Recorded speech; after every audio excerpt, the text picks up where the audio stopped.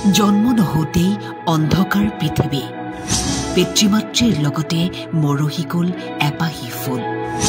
দুমাহ আছিল সন্তানক হেঁপাহ পলুৱাই চোৱাৰ, কিন্তু নিয়তিয়ে ৰচিত হৈছিল কৰুণ কাহিনী।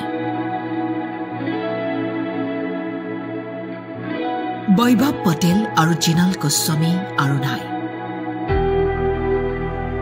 কেইটামান ছেকেণ্ডৰ ভিতৰতেই সকলো শেষ হৈ গ'ল।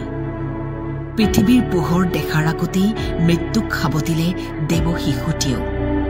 কিমান যে সপোন আছিল দম্পতীৰ, প্ৰথমটি সন্তান আহিব তেওঁলোকৰ মাজলৈ, শুনিব সন্তানৰ খিলখিলনি, বুকুৰ মাজত লব সাৱটি। পঞ্চ অমৃতৰ নিয়ম কৰিবলৈ আহিছিল আহমেদাবাদলৈ, কিন্তু লিখা নাছিল উভতি যোৱা। কিয়নো সেই অভিশপ্ত বিমানখনত উঠিছিল বৈভৱ আৰু জিনাল।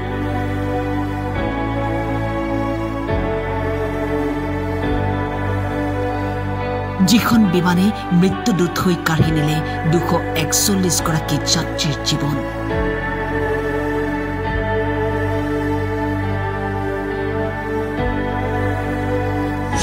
ঊনত্ৰিশ বছৰীয়া বৈভৱ আৰু 27 বছৰীয়া পত্নী হেৰাই গ'ল।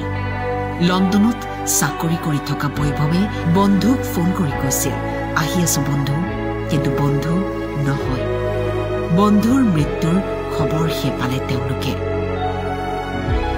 পিতৃ মাতৃ আৰু আহিবলগীয়া সন্তানক এই অভিশপ্ত বিমানখনে কাঢ়ি লৈ গ'ল।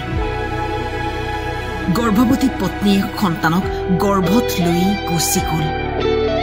ইয়াতকৈ আৰু কৰুণ কি হ'ব পাৰে?